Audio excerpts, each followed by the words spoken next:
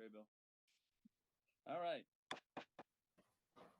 Call the January regular board meeting to order.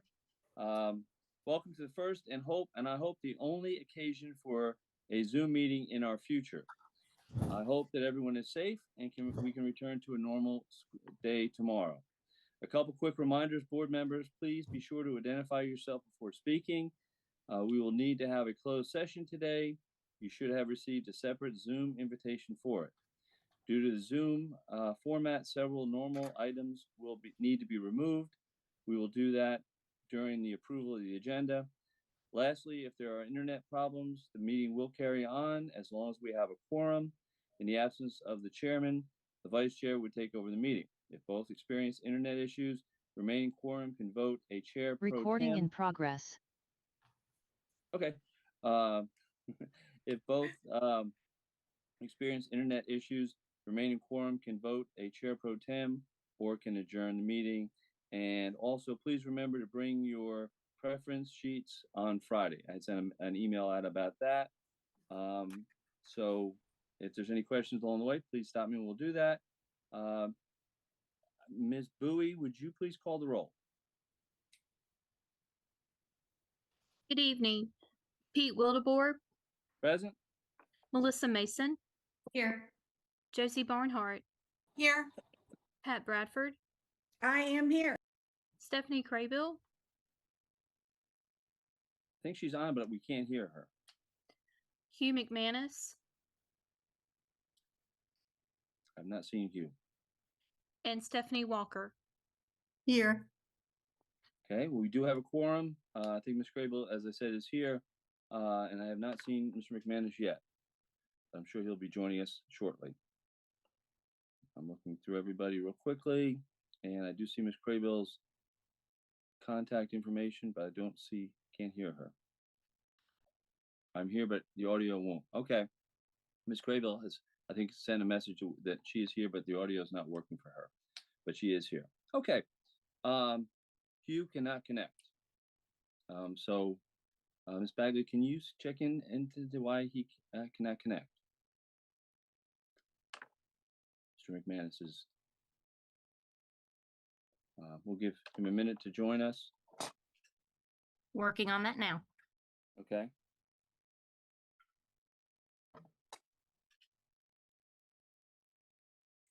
We'll give it just a second here.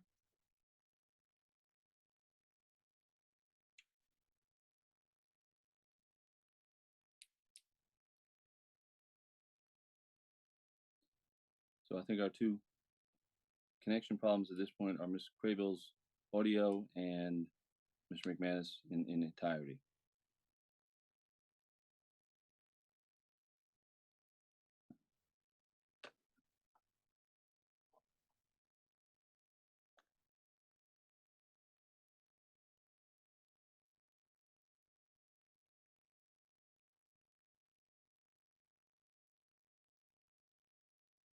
You say it's working now. Okay, well, good. I guess everybody's good. We will Mr. carry Chair, on. Mr. Yes, ma'am. Chair, that was me because somebody said that the live stream wasn't working. So I was just telling Anita that they said it was on now. So that's different than Hugh. I apologize. Okay, not my fault. I'm sorry. Thank you, Ms. Walker. We'll give Mr. McManus just a couple more minutes to get on, and then we'll move on. We do have a quorum in either case.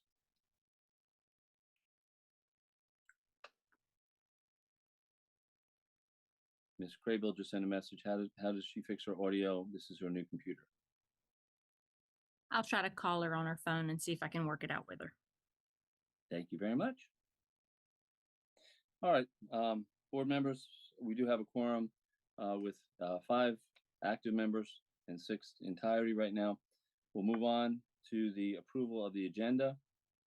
I'm going to start with, I make a motion to remove the following items from the agenda: the national anthem, presentation of colors, recognitions, administrative introductions, and teacher voice. Is there a second? And please, again, identify yourself to second. Josie Barnhart, second. Thank you, Ms. Barnhart. Could you repeat that, please, sir? Yes, Pat ma'am. Bradford. Pat Bradford, thank you. Yeah, and Ms. Craybill saying the same thing. The items to be removed are the national anthem, presentation of colors, recognitions, administrative introductions, and teacher voice. And I did speak with a representative from Teacher Voice, and they said they would rather wait till next month and actually participate in person. Student Voice will be participating here. So, and I do see your motion, Ms. Crable, but these are the ones that just have to come off for, and I'll entertain any other motions after that. But these are the ones that have to come off because it is a Zoom meeting. So we have a first and a second. And Ms. Crable, if you would just kind of chime in via your, through the messaging, we'll count your vote that way. All in favor? Let's call a roll call. We'll have to do that to vote. So again, that's to remove national anthem, presentation colors, recognitions, administrative introductions, and the teacher voice. Ms. Boo, if you'd call the roll, please. Miss Walker, Yeah. Yes. Miss Bradford, Yes. Mr. McManus, Miss Barnhart. Yes. I'm showing Miss Craybill as a yes in the chat. Mr. Wildebohr Yes. and Miss Mason. Yes. Okay, so that passes 6-0. Now, are there any other motions we would like to make about the agenda before approval? Mr. Chairman, I have a motion. I'd That's like Barnhart. Josie Barnhart. Yes, sir. I'd like to Okay. make a motion to postpone the discussion of the Career Readiness Academy at Mosley for after the hearing that we agreed to in the agenda review earlier this week. Second, Pat Bradford. Okay, who was second? I'm sorry. Pat. Okay, Ms. Bradford. Mr. Chair, Yes, ma'am. is it time for discussion? Is that Ms. Walker? Yes, sir. Miss Okay, Miss I'm sorry. Walker. Yeah, Ms. Walker. Is it- Yes. It is time for discussion. We have a motion and a second to postpone the discussion of Mosley until after our, and we do need to make sure we call it a hearing versus a public hearing versus a town hall. Ms. Walker, you have the floor. Yes, sir. Thank you. Yeah, I guess that is one thing I wanted to clarify, whether it was actually a hearing, and if it is, it's going to follow the hearing policy, procedure. Because I know typically the hearings we've done have been like one side and the other side goes. Like, I felt like the way we discussed it was we were going to hear from folks, and it doesn't have to be called a town hall, I don't believe, but I think that, is it technically a hearing? I mean, I know I was talking to Ms. May, she probably has more to add to this, but I know we were talking about the format of the meeting itself, and if it's going to be something we vote on in the end as an action item, could it not be called just a special meeting where we have like a call to audience type format and hear from folks that way and then make a decision after? I just don't know. I want to hear everybody's thoughts on whether they think this is actually a hearing or not. And I will speak next if I could.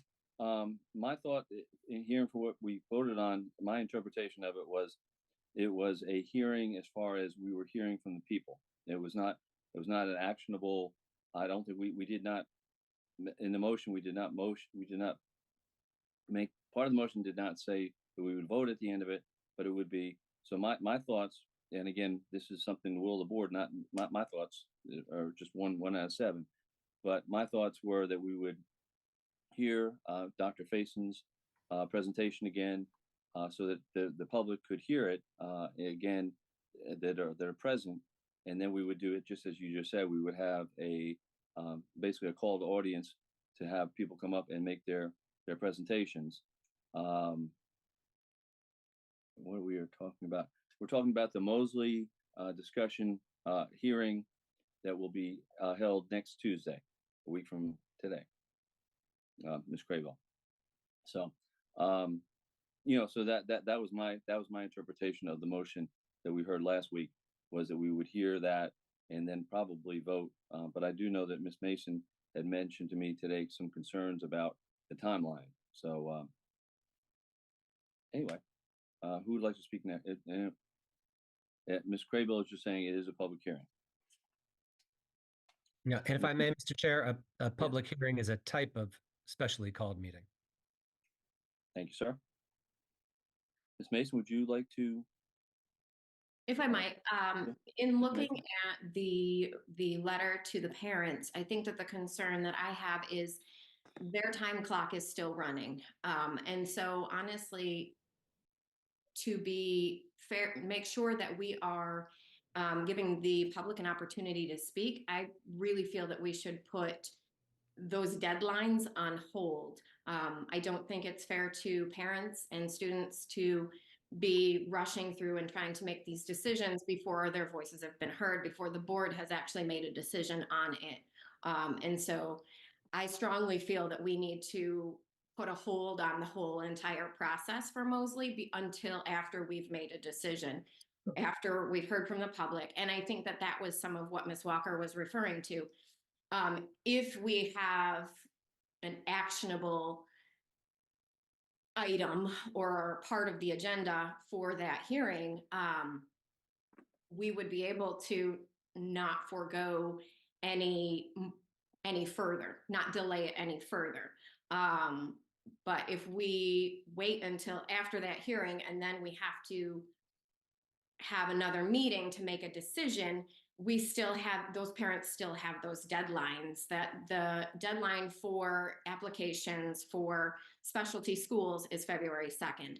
And I don't want to put those parents under the gun, so to speak, for that. So I would like to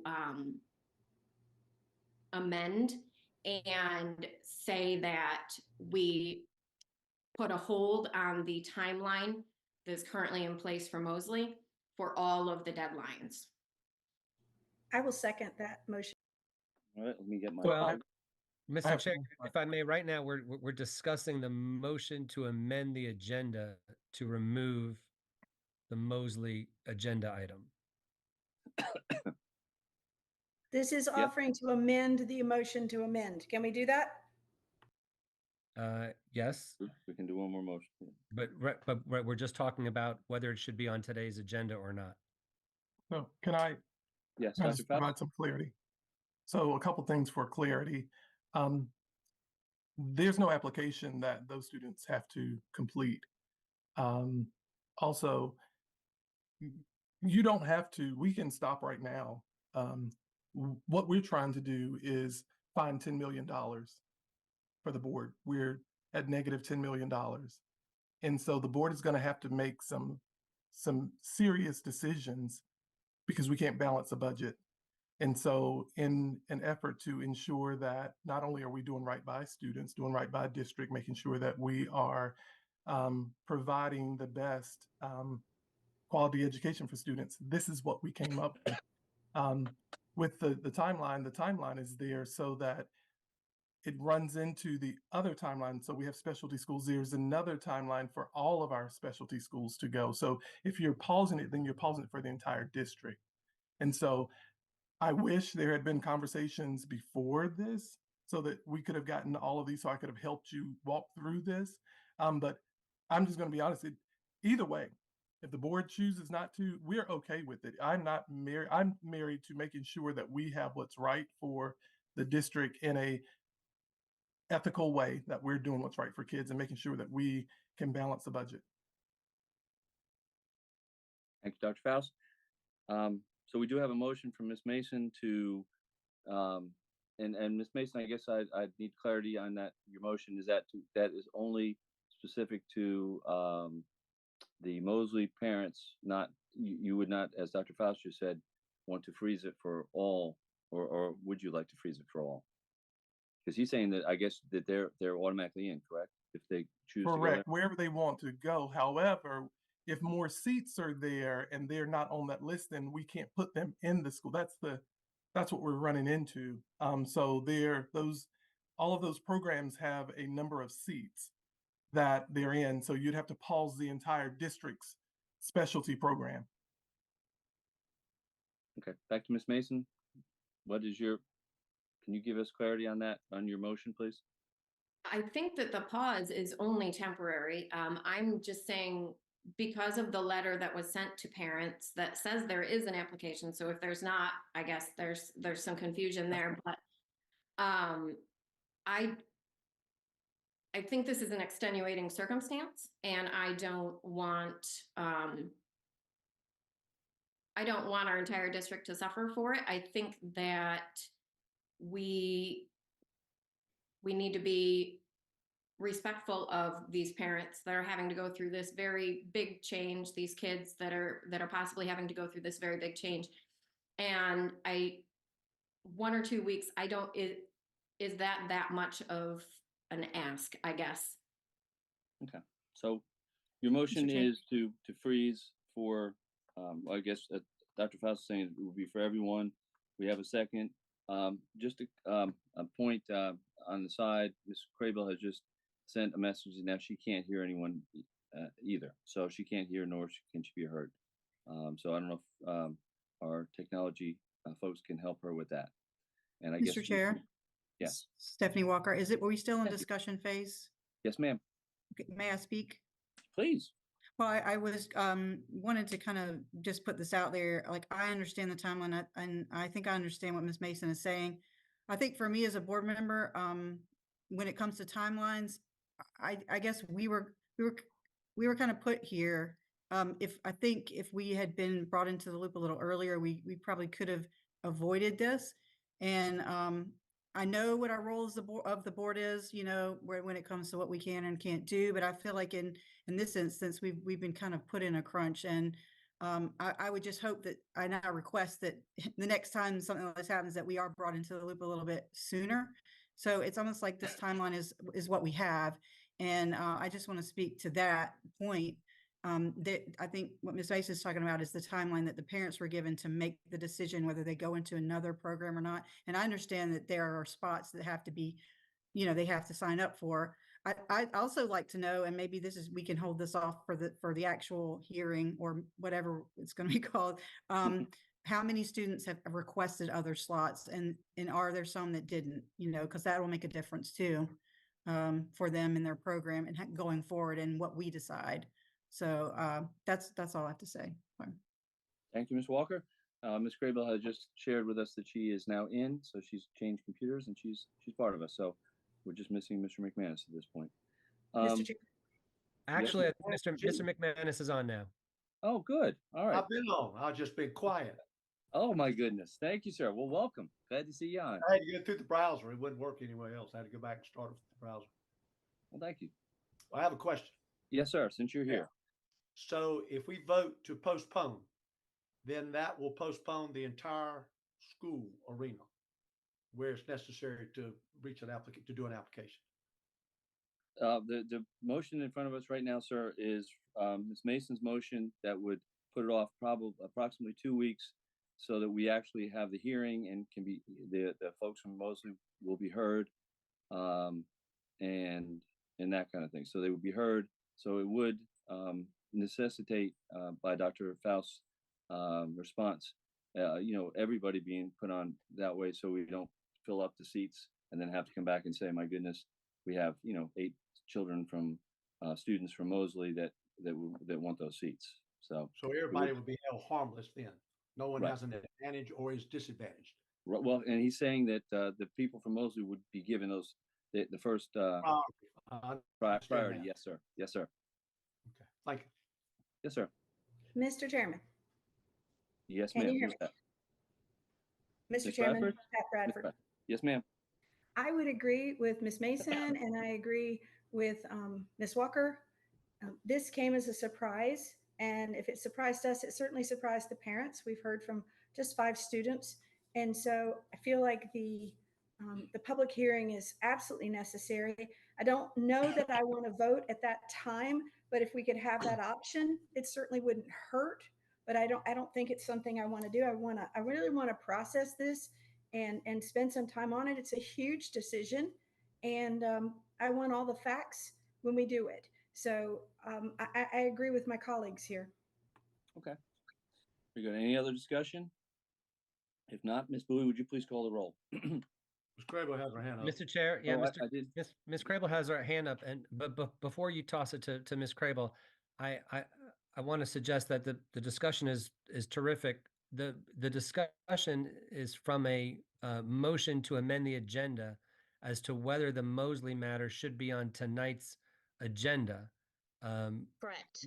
Ms. Mason's motion kind of went to the underlying, let's call it Mosley issue of whether and when to have a public hearing. It would seem to me that that would be a motion that is kind of a little out of order here, but would be perfectly made later in this meeting if Mosley remains on tonight's agenda. All that being said, Mr. Chair, I defer to you, but I would have suggested that Ms. Mason's motion, be considered not germane to the motion on the table, which was whether to amend the agenda to remove Mosley from the agenda. Crable, can we? And to answer Ms. Crable's thing, I'm not seeing anybody's hand raised. So if you would just, since everybody's on, if you would just please bring that up. And I would I'd have to disagree. I mean, I think it is germane because if if we are going to move ahead and talk about it tonight, that whether or not we can give those parents and those students the ability to be heard, and then we talk about it or not is kind of big. I mean, so I think that is germane. It's huge. I just to clarify, I wasn't suggesting that it was an irrelevant point. Just whether it was as a parliamentarian matter, whether it was germane to the motion on the table to amend the agenda. Okay, yes, sir. I appreciate that. Thank you. All right, thank Mr. you, Chair. Ms. Crable. Ms. Crable had her hand up. Okay, Next. so thank you for recognizing my hand. So that I was in and out listening to that, but it is I am going to go way on a limb here and agree with Mr. Vogel that the motion is to remove it from the agenda. And if we want to add another motion, then we have to do that. So I would like to call for the question that we vote on removing it from the agenda, a simple yes or no, and then we can move forward from there. Okay. And I've already ruled on that, Ms. Crable. His comment and your motion are in the same thing, that it is, and I feel that it is germane because it all about the same thing, whether we talk about it tonight, if we don't talk about it tonight, and then we go forth with without the ability to hold off the timelines, then that makes it very, it puts those young people in problems. So, Mr. Chair, then I would like to call a point of order and challenge your ruling on that. So, Mr. Vogel, can you please look in our book of Robert's Rules of Order? We have to, we have to ask about if we agree with what he's saying. Is that not right? Because I don't believe that is the case, that we vote on the agenda. We don't skip to other things. We vote on the agenda. And if we want it on the agenda, then we vote leave it. We vote yes. If we want it removed, then we vote no, and we move on and have this discussion in the appropriate place on our agenda. We're not allowed to just skip items because we feel like talking about them. okay. I'm pretty sure that you can challenge my ruling on a point of order, but we haven't had a point of order. So I don't believe you can challenge my interpretation of a motion that I have made. I've ruled germane, but I will defer to Mr. Vogel to check on for us. I will defer to Mr. Vogel on that. Well, I do think that Ms. Crable made a point of order that that you overruled, and I think what she's asking is to appeal the ruling of the chair, and that is Yes. proper if a majority of the board votes to overturn the ruling of the chair on a point of order. So you could ask Ms. Bowie, for example, to call the roll on that. Yes, Ms. Thank Bowie, you. please. So again, this is Ms. Crable's challenge to leaving Ms. Mason's motion on the table, or my ruling on that, to be more precise. Ms. Bowie, would you please call the roll? Ms. Walker, So- I'm sorry, Chris. I'm confused. I'm sorry. I'm confused, Mr. Chair. I apologize. Ms. Craybill is, so we have a motion and a second, Ms. Mason's motion, Ms. Bradford's second to suspend the timeline and give those parents an opportunity to be heard from before we make that motion, before we decide. Otherwise, we would have to leave it on for tonight. So Ms. Craybill is saying that that she does not believe that that is germane to it. So she's challenging my ruling that Ms. Mason's motion is germane. So a no vote would be saying that we leave Ms. Mason's motion and we vote on that. A yes would be I agree with Ms. Craybill and we take it off and we just vote either to leave Mosley on or take Mosley off. Sure. Point of clarification. I don't disagree with Ms. Mason's motion. I think what I'm confused about is I agree. We originally voted to remove it from the agenda. Why don't we just leave it on the agenda and then we can vote at that time? All I'm just saying is I'm not, if I vote no, I'm not ruling against you as chair. And I'm not ruling against Ms. Mason either. I feel like if we're going to be clean about it, maybe we just leave it on the agenda. When it gets to Mosley, then we rule on Ms. Mason's point, because it's a good point and I agree with it. It's Okay. just, That was my point, Ms. Walker, completely. Let's yeah. leave it on the agenda and talk about it where it's appropriate. Yeah. And so like, I just don't want to get it muddled, and I'm not ruling against you, Mr. Chair, or Ms. Mason. You're fine. Okay. But we could still talk about it because there might be other points that other folks may want to bring up at that time as well. So maybe if we just leave it, then we can agree with Ms. Mason's point. Okay. So you are saying yes, that you want to leave, you want Yes. to. Okay. Yes. Ms. Okay. Bowie, Okay. yes. Okay. Ms. Bowie? Bradford, No. No. Mr. McManus, Yes. Miss Barnhart, Yes. Miss Craybill, Yes. Mr. Wildebohr, No. and Miss Mason. No. So we do, it's 4 yeses to 3 noes. So it will be, we will remove Ms. Mason's motion. So we go back to the original motion by Ms. Barnhart to remove the discussion, and the second by Ms. Bradford. So we have taken Ms. Mason's motion off the table and a 4-3 vote, and we will now look at Ms. Barnhart's motion to remove the Mosley discussion from today's agenda. Mr. Chairman, Port of Information. Mm-hmm. We can't offer a second motion if Ms. Barnhart's motion was to pass, correct?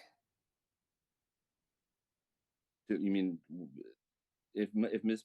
Barnhart's motion is passed, then we would be removing the discussion of Mosley from today's discussion.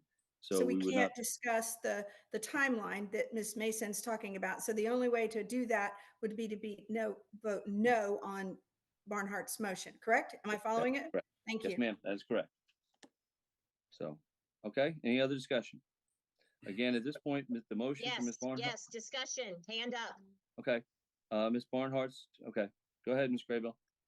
I'm sorry, but I missed half of the discussion because my computer wasn't working. I just want to make the comment that I agree with Ms. Barnhart on this. We need to have a public hearing to hear what parents have to say. We don't know what they are going to have to say. And then once we hear from them, then we will be able to make a decision. But I am just having a hard time here. What are we trying to accomplish? Are we trying to smack Dr. Faust's hand because he didn't communicate in the way that we wanted him to? Or are we trying to legitimately look at what is best for our students and our staff in perhaps relocating these students to a program that is equally as beneficial to them and to preserve the jobs of our teachers? So I think that we should wait to hear what the parents have to say. Maybe they're just going to be angry with us for a little bit, and we sit and listen and we acknowledge that. Maybe they have some good ideas about where we go forward from here. So having to talk about it before we talk about it it just seems counterproductive and a waste of our time. And we've already spent now 30 minutes, talking about just this agenda item. Other discussion? If not, the motion in front of us, as I was saying before, is Ms. Barnhart's motion to remove the Mosley discussion from today's agenda. Ms. Bowie, would you please call the roll? Ms. Walker, No. Ms. Bradford, No. Mr. McManus, Yes. Ms. Barnhart, Yes. Ms. Craybill, Yes. Mr. Wildebohr, Yes. and Ms. Mason. No. 1, 2, 3, 4. 4-3. That passes. So Mosley discussion will be removed from today's agenda.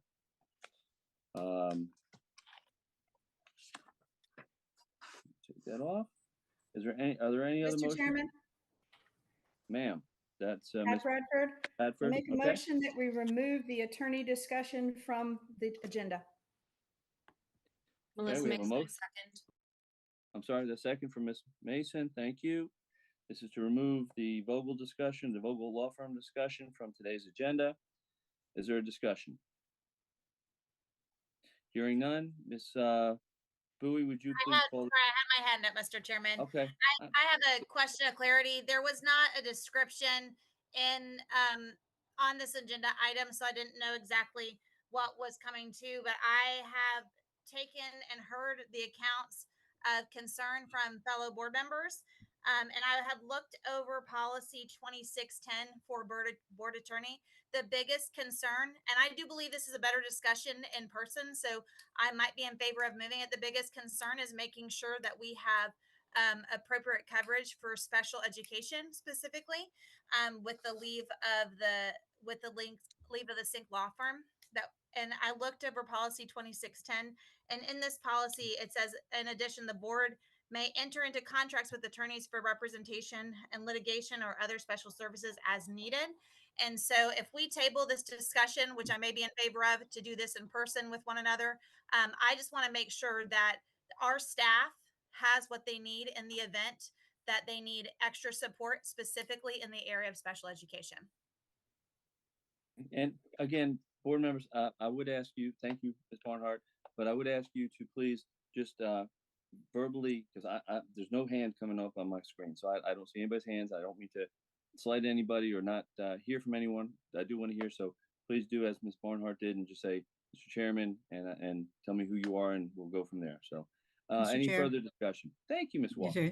Stephanie Walker. Thank you. I mean, we're discussing whether we remove it or not, but we're already having discussion about why I just think we're getting into discussion, and it's not just about removal again. And I had some things to say, and if we remove it from the agenda, do we just have to all of a sudden add it back again if someone seconds it? I mean, it's on the agenda. We talked about it last week, and we know what we need to discuss. So, I'm not in favor of removing every single thing on our agenda tonight, even though it is in weird circumstances that we're doing it.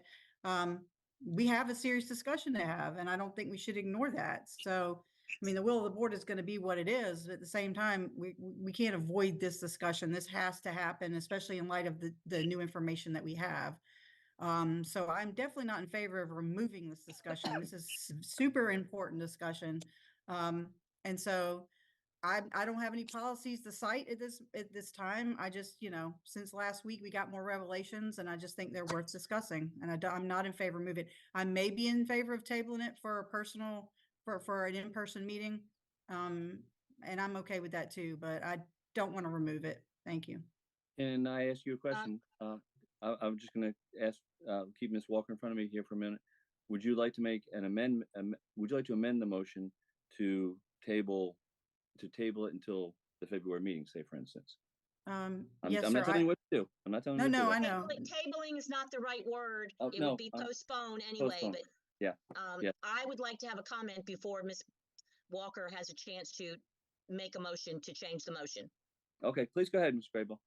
This was my ask back in December, as soon as we got the letter from the email from Mr. Sink and Mrs. Sink, saying that they were resigning from their association with Mr. Vogel.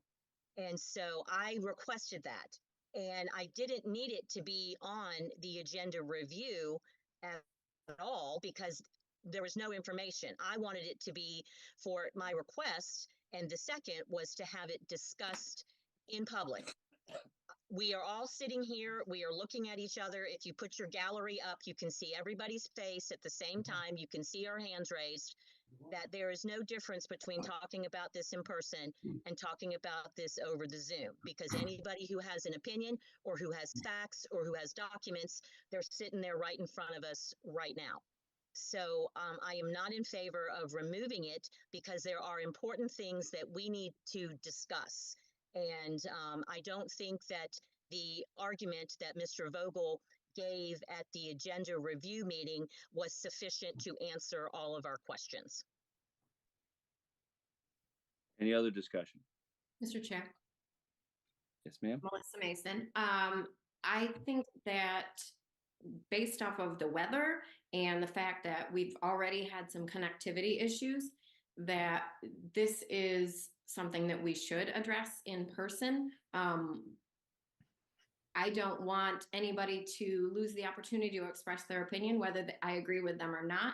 And it is at the end of the agenda, and the weather is only getting worse, meaning that power could be going out for some of us, or connectivity could be a problem. So I think it would be better so that we could have a full discussion, make sure nobody's voice is lost in the mix, to do it in person. Okay. Any other Mr. discussion? Chairman, Ms. Bradford? I agree with Ms. Mason. My power has already clicked twice, and we're 37 minutes in and we haven't approved the agenda. I really think we need to get about the people's business here. Okay. Mr. Ms. Chair. Walker? Oh, I'm Mr. sorry, McManus can go first. He's Mr. not gone McManus? yet. Yes, That's Mr. all right. McManus? Thank you. We're under a warning, seek shelter as we speak on the TV. And that's the third one since I've been here just about. And unfortunately, my front porch and my door face southeast, and that's where it's coming from, south. Yeah. So just for the record, we got a hell of a storm out here, and we're sitting here arguing about something. So I just thought, Yeah. and we spent 30 minutes doing it, which is our biggest problem. Yes, sir. Okay, Mr. Chair, and then in that conclusion, we'll get back to circling back what you asked me about earlier. I will, can I please amend the Ms. Barnhart's motion to postpone or table this until our next regular board meeting where we can do it in person, and then we can also, not worry about power and the weather and whatever's going to come with that. And I would like a second on that, please. I will second. Okay, you beat me to it. Okay, we have a motion second to postpone until next meeting. Any further discussion on that? Okay, hearing none. Ms. Bowie, this motion is to postpone discussion of the Vogel Law Firm until the February regular meeting. Ms. Bowie, would you please call the roll? Ms. Walker, Yes. Ms. Bradford, Yes. Mr. McManus, No. Ms. Barnhart, Yes. Ms. Craybill, No. Mr. Wildebohr, Yes, and Ms. Mason. Yes. that passes 5-2. We will postpone. It will be on the regular agenda in February. At this point, I'd entertain a motion to approve the agenda, the amended agenda. So moved. Bradford. Bradford, motion, second. I'll second. All right. Please call the roll, Ms. Bowie. No, I'm sorry, any discussion? Hearing none. Ms. Bowie, please call the roll. Well, Ms. Walker, Yes. Ms. Bradford, Yes. Mr. McManus, Yes. Ms. Barnhart, Yes. Ms. Craybill, Yes. Mr. Wildebohr, Yes, Ms. Mason. Yes. passes 7-0. Here we go, flying through. Next we'll have our invocation, obviously remotely.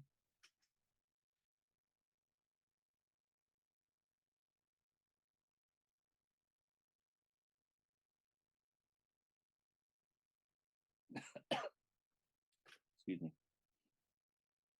Father in heaven, we thank you for the love that you have for us. And Lord, I pray for your spirit to help all those who are here to make decisions concerning the children and their education. Lord, please teach us all, as it says in Psalms 90:12, to number our days that we may present to you a heart of wisdom, knowing that each will one day leave this life and give an account to you for all of our lives. I pray for the fear of the Lord, which is the beginning of wisdom, that we would make righteous decisions in view of our Father in heaven who's watching us right now. And Lord, you said in Mark 10:14 to allow the children to come to you. And Lord, you said to not forbid them, for the kingdom of God belongs to these. And you also warned us, Lord, in Matthew 18:6, you warned us that whoever causes one of these little ones who believe in you to stumble, it would be better for him to have a heavy millstone hung around his neck and to be drowned in the depth of the sea. Lord, knowing these things, that we're going to give an account to you for how we lead these children and what we do with them, and that you are indeed watching. Lord, I pray that your spirit would fall on this council and they would do what's right in your sight, knowing that every decision they make, they will give an account before the God of heaven. And so, Lord, having seen these things, I pray for your help and your grace upon each one of them, that you would give them your heart for your kids and that they would do what is right in your sight. And we pray this in the name of the Lord Jesus Christ. Amen. Amen. And Ms. Bradford, would you lead us, Ms. Mason, if you want to hold up that flag, that'd be great. Mr. Wildeboer, could you please tell us who gave that invocation? That'd be a Ms. Bowie question. I do not have that. Well, can we ask Ms. Bowie? Yes, I yes. wanna Just Ms. Bowie, can you share with us? And I do apologize for not having that, but that was not given to me. It was with Morning Star Fellowship, Mr. Pastor Travis. I don't have his name right in front of me, but it was from Morning Star Fellowship Church here in Wilmington. Is this a repeat person? It is. Yes, ma'am. Okay. All right. Thank you. Sure. All right. Ms. Bradford, you are on to lead, and Ms. Mason's got the flag. I have a flag in here. I pledge allegiance Allegiance to the flag of the United States of States America and to the republic for which it for which it stands, stands, one nation, under God, indivisible, with liberty and justice for all. Thank you. All right. Next order of business is the approval of the minutes. Is there a motion to approve the minutes? Mr. Chair, Josie Barnhart, I make a motion to approve the minutes. All right, Ms. Barnhart, thank you. Is there a second? Ms. Walker, second. Thank you, Ms. Second. Ms. Walker, seconding. Get that right? Not Ms. Second walking. Any discussion? Hearing none? Yes, Mr. Wildeboer. Oh, Ms. Mr. Craybill. Wildeboer, this is Stephanie Craybill. Yes, ma'am, Ms. Craybill. So my work computer went out. My other computer, what I'm talking on, I had notes there. If we could, I believe it is in the 12:06 minutes. Would you scroll down into where we're under, it was policy, I think.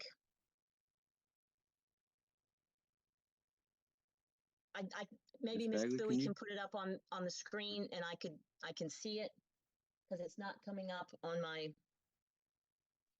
Anyway, in there, in one of the minutes, it says Miss Bradford made a motion and Miss Bradford seconded the motion.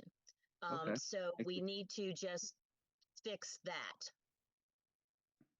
Okay. I believe it was in policy. Can we keep on scrolling down?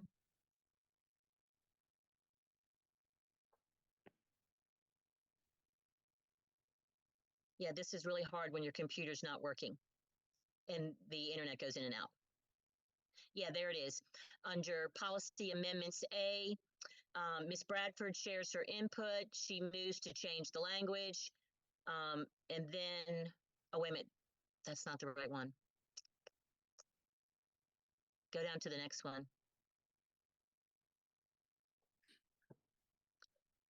Keep going. Maybe it's in that one. Hold on, let's look in there.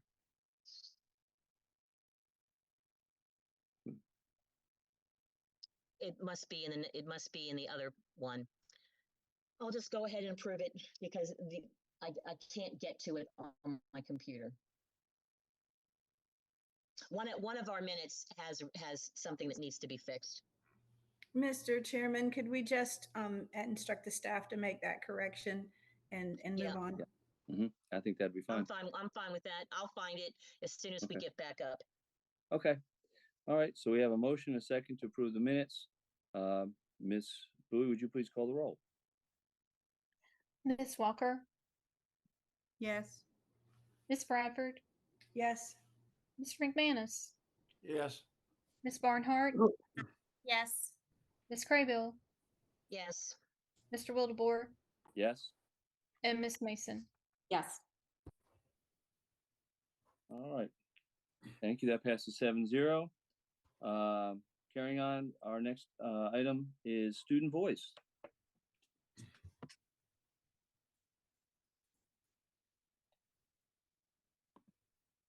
Yes, thank you so much. First of all, good evening, everyone. Thank you for adapting to the inclement weather and transitioning our meeting online. We are grateful for the opportunity to speak with you tonight and want to express our collective appreciation once again for your ongoing efforts to support and advocate for students. To update you, seeking guidance from the Hoggard AP Stat teacher, we've been collecting student opinions on policy 7205. Our objective was to gather a comprehensive and stratified sample of student opinions regarding this policy as it directly impacts students' education. This initiative involved conducting in-depth interviews with a diverse group of students spanning from 6th graders to high school seniors, and including participants from various academic levels such as on-level, AP, and IB programs. We extended our reach to encompass students from 5 different high schools and 3 middle schools across the county, ensuring a broad and inclusive perspective. The process was very thorough. Students were provided with an overview and specific sections of the policy for review prior to sharing their thoughts. To date, we have over 60 interviews conducted, and our efforts are still going on to gather additional data. Since this policy isn't up for vote at this meeting, we'd like to propose that our team, the ambassador team, be given the opportunity to collaborate and speak in the upcoming policy committee meeting in alignment with our student voice policy 4004. We would love to contribute to such discussions with this policy and others, as we believe our input, drawn directly from the student body, would be more valuable and timely for that setting. Thank you very much. Board members. I'm sorry. You have more? I don't mean to cut you off. No worries. Just the ending question, if you don't mind Go answering. ahead, Stephanie Craybill. Ms. Craybill. Yes, so I would like to make a motion that we permit student voice to speak to us at the policy committee meeting on January 16th. I'll second Stephanie Board Walker. members. We have a motion and we have a second. Discussion. Mr. Chair, Stephanie Ms. Walker. Ms. Walker. Thank you. I think this is absolutely appropriate. I know this is when we originally approved student voice to be part of our policy and also our board meetings. We agreed to input, and they're regularly on our agenda to bring us information and to bring us words from the students, the student body, who are our biggest stakeholders. And so I do believe it is a good idea to also include them with feedback on policy, especially policy. So I am definitely I will vote in the affirmative to allow them the opportunity to come and contribute and speak and share their opinions for this policy. Thank you, Mr. ma'am. Chairman, Ms. Bradford. I wasn't aware that teacher voice or student voice were actionable items, so I'm confused that we're having a vote. Mr. Chair, Stephanie Craybill. Ms. Craybill. At agenda reviews, we are not supposed to make actionable items there either, and yet we do it.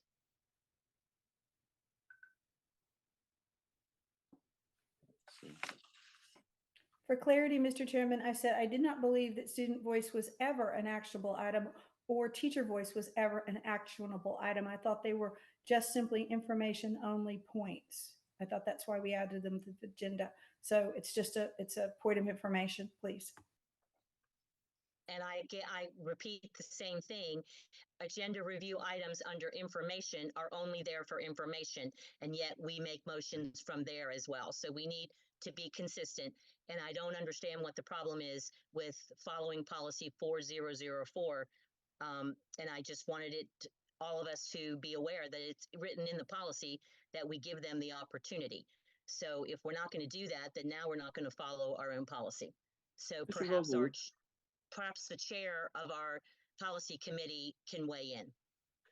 Mr. Vogel, let me ask Mr. Vogel, these items, student voice and teacher voice, are they actionable in your opinion or not? Well, I would say generally a board takes action on items that are in new business and old business, but it's up to the chair's discretion whether you want to entertain a motion on a different agenda item. Okay. Mr. McManus? I just want to add my total support. Our sole purpose is to support our students and to try to make decisions that are in their best interest, all students. And so how can we deny, as hard as we work, some of us, to get student voice on board, and as hard as they work, they represent those that I understand considerable numbers. And I know only 2 board members showed up for their meeting this year, but we need to listen to them, whether we agree or not. That's up to the board vote. But I absolutely agree 100%. We should listen to them more. That's why we have a job. That's why we're here. Thank you, sir. And Thank you. you don't mind me adding, our purpose of using that setting is because it would be more effective with your discussion. Instead of utilizing the time here, especially given it's online, we thought it'd be more effective to do it there where you guys would already be discussing other policy and the one that we want to bring up, 7205. Ms. Barnhart, do you have anything you'd like to say as policy chair? Sure. I am not in favor of this motion, and I did see your email, Sam. I'm sorry I haven't gotten back to you. The reality is when this policy was brought forth to policy committee, there was a lot of questions and concerns that were brought up. 0 have been addressed. It was put back on my shoulders to say, well, you can change it if you want to. And so when you're talking about a collaborative effort, when you get feedback, it's part of the process to change and address the areas of concern. That has not been done. And so the reality is when we had this universal application, the board said no, that students would not be serving on all committees. And so I do not feel it is appropriate. I will be voting no for this motion. And I would hope that you take to heart some of the changes that need to be made in the policy so that we can effectively move forward together with this. Mr. Chair, Stephanie Walker. Ms. Walker? I don't understand what we're concerned about here. Why would we not want student feedback? And I'm not really sure if my fellow member is talking about 7205 feedback or 4004 feedback at this point. And nothing, as far as I know, has been changed on that. And I really don't think it needs a lot to be changed on it. What we're discussing here is whether or not we allow student voice to have a voice when it comes to policy. And I don't understand the opposition to it. There shouldn't be any fear or opposition to any feedback that students give us at all. So I just don't understand the vehement kind of opposition to having students come and speak. I don't believe, and I may be wrong, but I don't believe the application even addressed, just because they didn't have a tick box on there or a check box, that we were not going to allow them to come to our, I mean, they're entitled to come to any of our policy meeting or any of our committee meetings anyway, as the member of the public. But as students, I still think they should be included, whether or not they have a checkbox on the universal application. I don't think that has been decided. So I would never be scared, nervous, or worried that students would come and give us feedback. That's what they should be doing, period. And I'm going to step in. Stephanie Craybill. Ms. Craybill, I'm going to step in because you've spoken I'm just twice. wondering Ms. why Craybill, we have a Ms. public Craybill. hearing on Mosley and we Ms. won't Craybill. have a public hearing from our children. You're out of order. you. You've spoken twice. And again, somebody else gets to speak once before you get to speak your third time, Ms. Graybill. As I was going to say, I would like to ask Dr. Faust his opinion, because we do have, we're talking about a policy committee meeting that happens in the morning, typically. And so what I'd like to see what Dr. Faust has to say about students missing school. And, that I would like to get his opinion. Dr. Faust.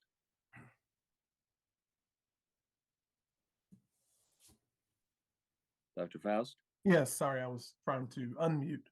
So I think what happens and what I was shared, what I was told is the students who actually come aren't in class, but we can't provide an excuse to come to a policy meeting. We'd have to have a bus to get them.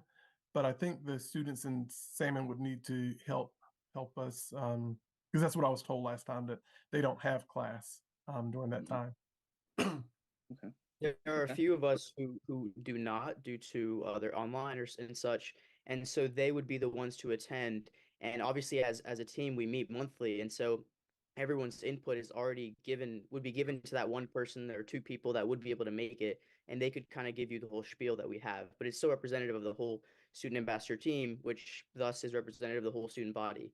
But we could still be able to give you our feedback that way because we have students that can make it. Okay, thank you. That answers my question. Excuse me. Any other discussion?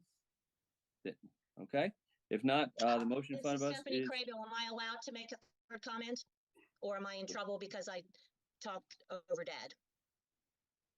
You go ahead and finish you make one more comment, and then All right, we'll. so I just want to say that, and I put it in the chat, two things is that we are offering a public hearing to parents and students and the community on the changing of the program at Mosley, but we are not allowing a public input from a group of citizens who just happen to be students.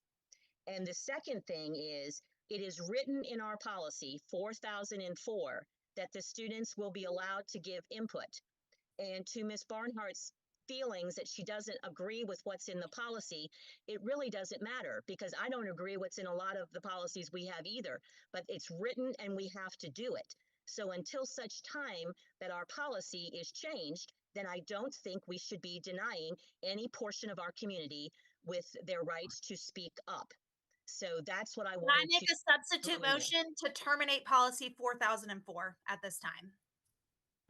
You're not allowed to make policy changes with an amended agenda. And that's written in our policies as well. Could I interject for just a moment? Yes, ma'am. Go ahead. Hi, everybody. Miss Harper, Pete. Miss Harper, Pete. That's Miss Harper, just so you'll know. Thank you, ma'am. I just wanted to, I hear everybody's points and I do understand them. I think we all understand each other very well and clearly here. I think what the students, well, I know that what the students' goal is, they just want to be able to give you information that they've gathered. None of it is negative.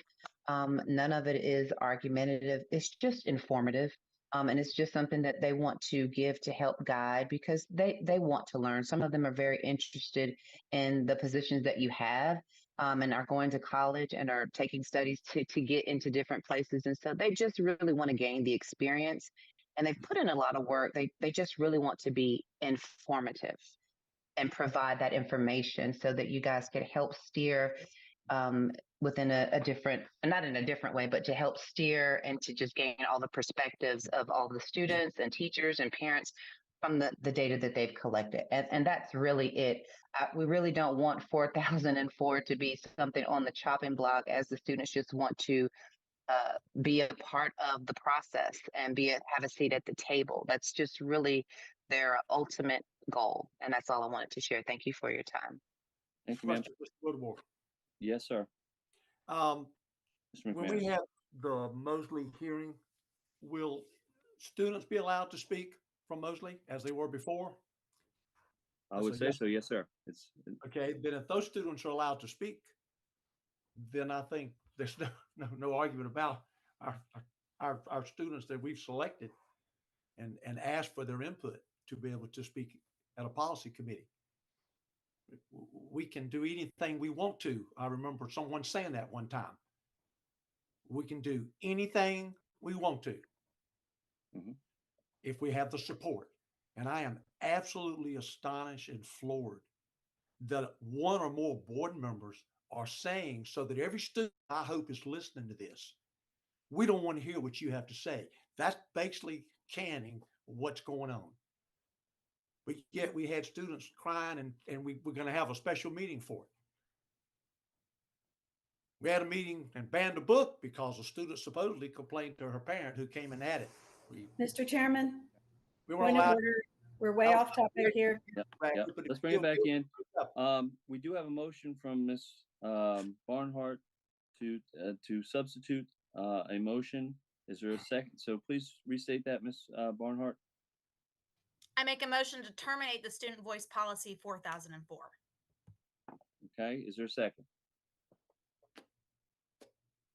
Hearing none, we will move on with the motion from Ms. I'm sorry, why are we, can I ask that question? What did we do? Ma'am, no, ma'am.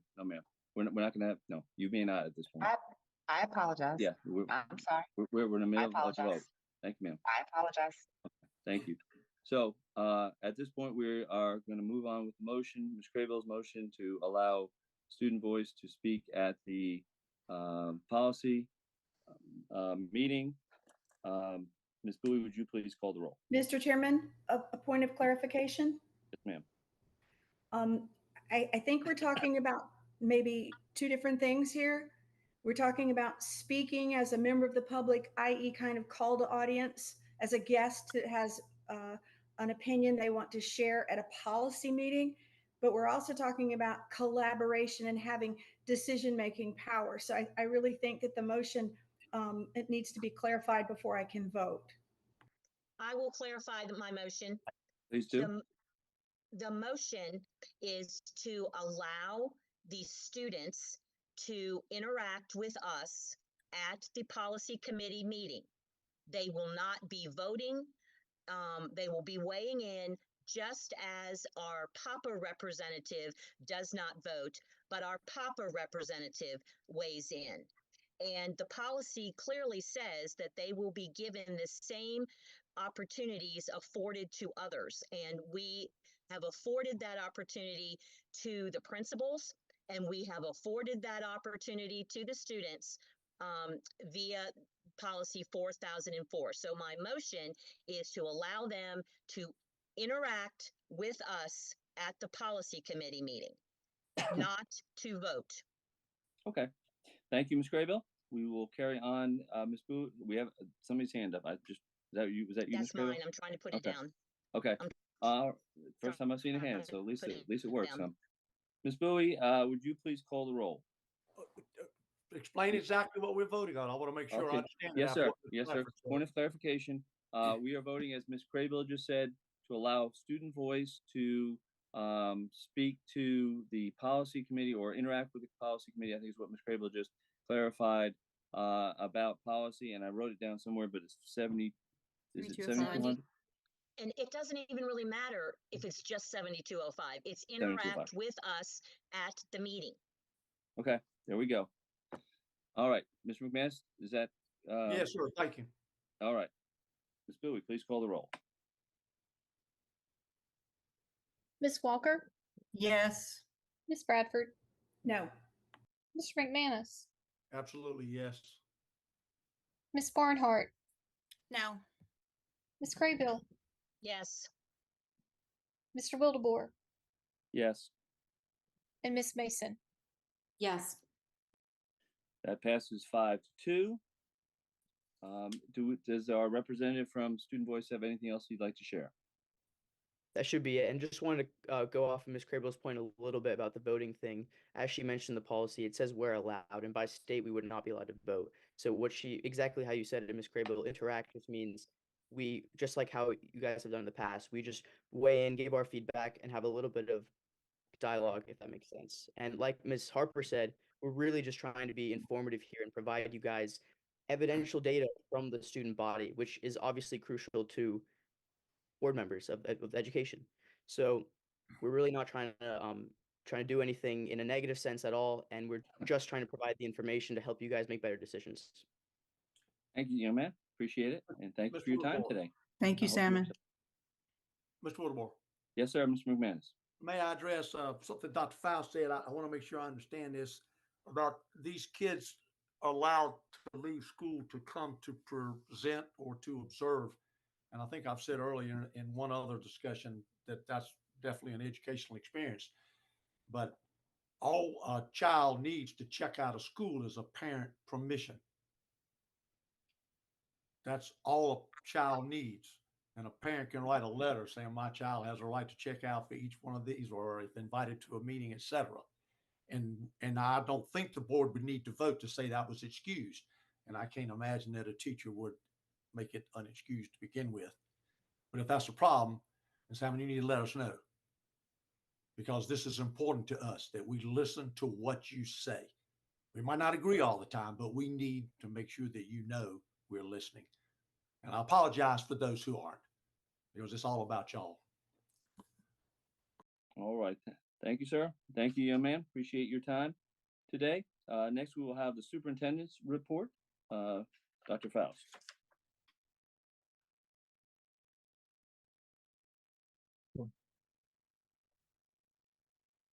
We had a great start to the week yesterday as we made a surprise announcement at Castle Hayne Elementary School to notify their principal, Christiane May, that she has been selected as the North Carolina Southeastern Region Principal of the Year.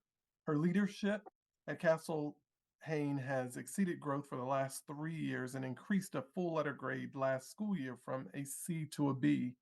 We're extremely proud of Ms. May and look forward to her bringing home the title of North Carolina Principal of the Year. The Career Leadership and Development Academy field trip was last week, and we had the privilege of observing New Hanover County students in school, middle school students, during a visit to a construction site as part of the Career and Leadership Development Academy, a partnership with the Wilmington Chamber of Commerce. This program has opened many pathways for our students and has now expanded. I mean, and literally, it's just thanks to all of the state officials for securing that $2.8 million in funding. So this will also allow every 7th grader over the next 2 years the opportunity to participate in the Career Leadership Development Academy. 2 years ago, when CLDA began, we were able to fund a little more than 40 students. We're now able to fund more than 80 this school year. I had the privilege and honor of speaking at the Wilmington Biz Power Breakfast, Wilmington's most intriguing people of 2023 on December 14th, 2023 at the Wilmington Convention Center. The title was Focus on the Focus.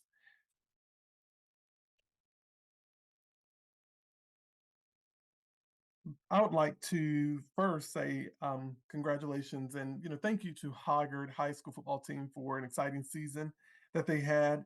And we cheered all the way up into the state championship. It wasn't the outcome we hoped for, but we couldn't be more proud of our team, our players, our coaches, and our fans. Thank you for an incredible and exciting season. Prior to the Christmas break, our principals filled 800 backpacks with Nourish food at Nourish NC on December 7th, 2024. The backpacks go home with kids in pre-K through 5th grade. Nourish feeds 1,000 kids in our schools every week. That concludes my comments, and I'll turn it back over to you. Thank you, sir. Appreciate that very much. And mine is equally short. Huge congratulations goes out to Mrs. May, principal of the Castle Hayne Elementary School, who was selected the Southeast Region Principal of the Year. In case you don't know, there are 8 regions in the state and a 9th counting all the charter schools. So at this point, she is one of the top 9 principals in the state. But of course, you know as well as I do, she is number 1. Congratulations goes out additionally to her entire staff, her parents, and of course, her students. So great job. It was quite a big celebration. Do have a shout out to my fellow board members during the Board of Education Appreciation Month. Thanks for all you do each and every day for students and staff. Happy New Year. Looking forward to a great year serving and educating our students and working with our staff and our parents. It was rewarding to attend and participate in the social media town hall. Thanks to all who came out and who participated. It was very enlightening and a rewarding experience. Congratulations, as Dr. Fowle said, to Coach Underwood and the Hoggard High School football team. You are truly champions. And finally, I look forward to meeting with our county commissioners to begin the process of budget planning. That ends my comments. At this point, we will continue with our call to audience.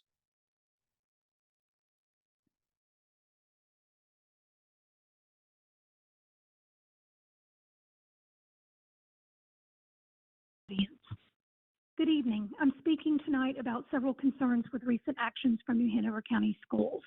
First, dissolving the Career Readiness Academy at Mosley.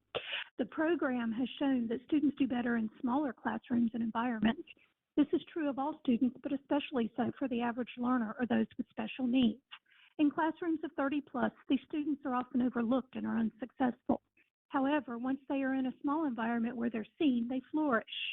As well, Mosley is one of the most integrated and diverse schools in the county, and the students love it. New Hanover County is small enough to diversify all its schools without putting undue strain on commute times, and all would benefit. I can understand the administrative concerns about funding a small school, but the message being sent to these students is that New Hanover County Schools does not care nor value them. I fail to understand why the Academy cannot operate as a school within a school similar to the Lyceum Academy, because by not even considering that, it is again sending the message that these students aren't worth saving. Also, as we head into budget season, I'm calling on you all to actively advocate for more funding for New Hanover County Schools. I said several months ago that in order to encourage the commissioners and public to invest in the schools, you all need to become cheerleaders, and I have yet to see that. Disbanding the DEI committee against members' recommendations and closing the Career Readiness Academy are two negative stains that impact how the school system is seen. Remember, you don't just represent who voted for you, you represent everyone. Please advocate and vote like you do. Thank you.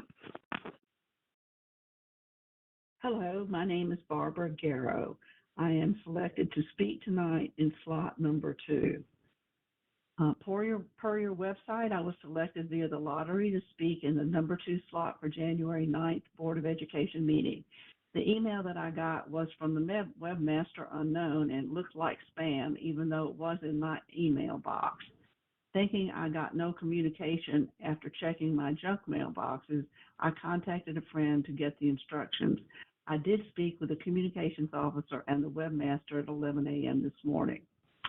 My purpose of making this effort to send you my remarks is to implore you to make a better 2024 for your students. Parents of 5, 6, and 7-year-old children should, at the very least, be called on the phone prior to administrative actions that would suspend their child from school. School suspension should be a last resort. In fact, your policy states that school administrators will utilize positive behavior support alternatives to suspensions and only use out-of-school suspensions as a last resort.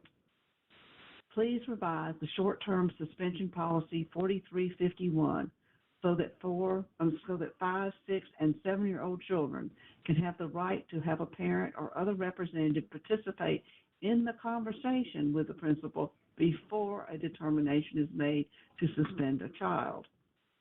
Making this change does not take any power or authority away from the principal.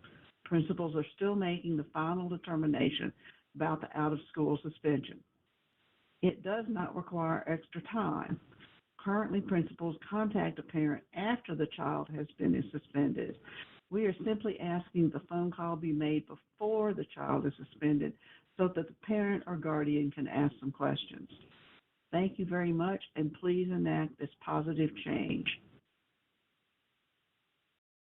This is Barbara Bakowitz recording for Call to Audience. And I'll start by saying that there's no right way to do the wrong thing, but sadly some of you continuously do the wrong thing. You pass draconian measures or leave others in place while claiming to love children. If your love sets others up for failure and exclusion, that's not love. It's never the good guys banning books or dismantling a committee such as EDI or failed Title IX protections against sexual abuse or a seclusion policy still in place in the year 2024. Yet the lawsuits keep growing. You repeatedly do not present yourselves as one of the good guys who advocate for the most vulnerable or give teachers the support and respect that they deserve. Instead, you side with extremists who are tracked by hate groups such as human rights organizations or the Southern Poverty Law Center, groups such as the Moms for Liberty, whose newsletter's front page had a Hitler quote for inspiration. As for the dissolution of the EDI committee, the majority vote was a result of partisan politics. 4 of you voted to dissolve it for purely political and discriminatory reasons at the expense of those who need it most. I'm unaffiliated, and that shouldn't matter, but you're supposed to be a nonpartisan board, yet politics repeatedly play a big role in the majority of your decisions, driven by a larger fascist political agenda fueled by numerous dog whistles aimed at dismantling public education in general. And that's been quite obvious to many of us. It's sad that you aren't more open-minded and focused on helping all students succeed using whatever method available. It's very disappointing, and shame on those of you who voted to dissolve the EDI committee. Thank you. My name is Valerie Noel, and as a parent of 3 children enrolled in NHCS and a former educator, I've grown increasingly concerned about the leadership of the school board. You are leaders of our school district, yet are incapable of conducting yourselves in ways that are being asked of the students and staff that you serve. In the last 2 months alone, multiple board members have justified making sweeping, far-reaching policy changes because, right or wrong, some people believe that some of these ideas are being taught in some of our schools, and because it's just your perspective, right or wrong. The public's been told that the final EDI committee meeting was a disgraceful display of temper tantrum with no appreciation for diversity of thought, no inclusion, and a lot of hate, and that there was no professionalism or control of self, serious accusations citing not a single specific detail or example from the meeting. In a recent WHQR article on climate survey results, thoroughly discussed during the October 5th EDI committee meeting and used as a basis for the October town hall, a board member claimed that they hadn't seen the survey results until the news reporter reached out, and that the staff informed them that there was a troubling, unauthorized information leak to the media to tell them to put in a public records request for the survey results.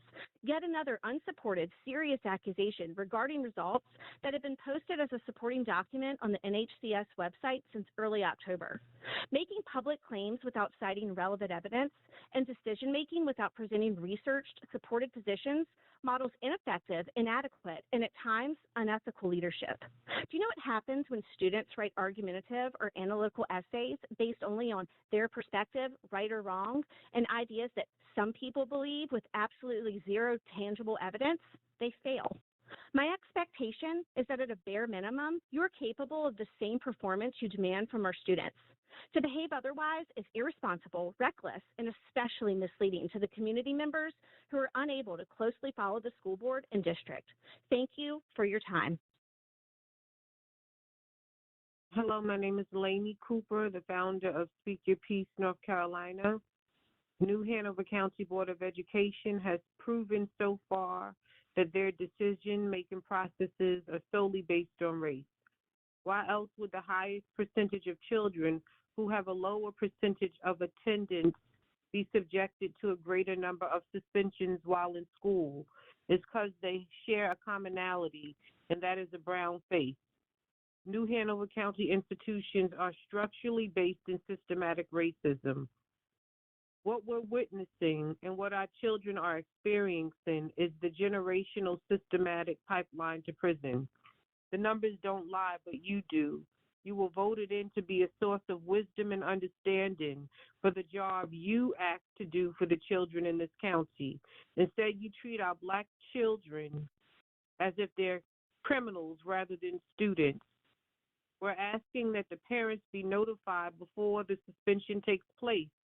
Out of respect, we ask that you modify policy 4531.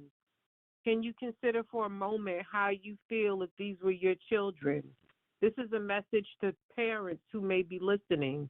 If you don't take interest in your children's education and take measures to teach them how to behave in school, don't expect more from their adversaries. We are at war. It's time to wake up. They're not preparing them for adult life in these schools, but they are preparing them for mass incarceration. It's the next step after the pipeline to prison and suspension. Thank you. Diane Zaricki. Dr. Faust, I now understand why you said the Constitution wasn't written for you. It was written to protect us from government officials who act like you. You and Faison are rogue employees who far overstepped your authority, disrespected our elected board members, and worked against the best interests of our students by working on a newcomer program for immigrants without informing the board, a board we elected to represent us in matters such as these. You both have severe lapses in judgment and accountability. It is critical that you, the board, safeguard the interests of our community. This one-sided decision-making by Faust and Faison is alarming and unacceptable. In the private sector, such actions would be grounds for termination. Our education system is failing in New Hanover County, and rather than focusing on improving our education system, Faust and Faison are focused on a refugee center, as opposed to our students' successes. Initiating what is effectively a refugee center without board approval is a blatant disregard for process. This has far-reaching implications, not just on resources, but also on our current students, their families, and the neighborhood where the refugee center will be located. Faison admits that she hasn't attempted to pursue additional grants for Mosley's current high school program. If we struggle to fund 68 students, how can we fund 500 refugee students? Even more pressing is the February 2nd deadline, forcing parents to choose new schools for next year, possibly before the board decides Mosley's future. The board needs to reconsider and remove this flawed timetable tonight. Thank you. Hi, this is my son too. This is Rachel Halatic. My son goes to the Career Readiness Academy at Mosley. The past month has been incredibly stressful. I have been busy looking for a comparable alternative to Mosley for my son. I have even over the holidays been able to talk to for and research different schools. Some were public, private, and charter schools. This is a change for me because I've always been an advocate for public education, and that is why I want to see this program to be stayed. I have been able, not been able to find anything that is comparable to Mosley for my child's needs. I know other students or families are in the same situation. My son has an IEP, and his accommodations help him be successful. They are not drastic measures, but to us help him tremendously with his learning experience and increase his overall ability to perform to his fullest potential. Mosley has been the only school that has had teachers that are able to plan for this from the get-go. Previously, it would take at least the first grading period for me to talk to, email, or remind my teachers that teach my son about his dysgraphia and have an alternative way for him to submit assignments in place. I know the teachers tried to follow the accommodations for his IPs for the large class sizes and their student loads with my son. He would fall behind until his teachers were on board. This has been the first year that we've now had to play catch up at the end of the semester, and the teachers I've known from the get-go. I am involved and supportive of education. It's a lot to undertake still. Please consider for my son's education and his peers. Since it's underutilized, help advocate for more enrollment. I truly think families in the community who are not aware of the great things Mosley has been able to do for my son and other students with similar abilities. Thank you. Hello, my name is Cynthia Munoz. Today you will be voting on whether you will be closing Mosley Career Readiness Academy. The news of this came as a shock to not only the students and staff, but to the community as a whole. The closure of the school will disenfranchise every single one of its students and staff. The Board of Education is supposed to advocate and implement policies for the betterment of its students, but this decision only seeks to hurt the children of our community. You've not given the families, students, and community enough time and notice to understand the lifelong ramifications of your decisions, nor have you given yourself enough time to implement accommodations for the students 56% of Mosley students are Latino or Hispanic. There are not enough counselors, teachers, and translators in our county to make it for the community that Mosley has built within its walls. I urge you to look beyond your political agendas and to look at the faces of those who you are affecting. What type of message do you want to send to the students? The children in our community are our future.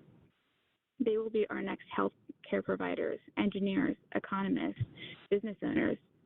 Don't you want to give them a safe and sound education instead of ripping it away from them?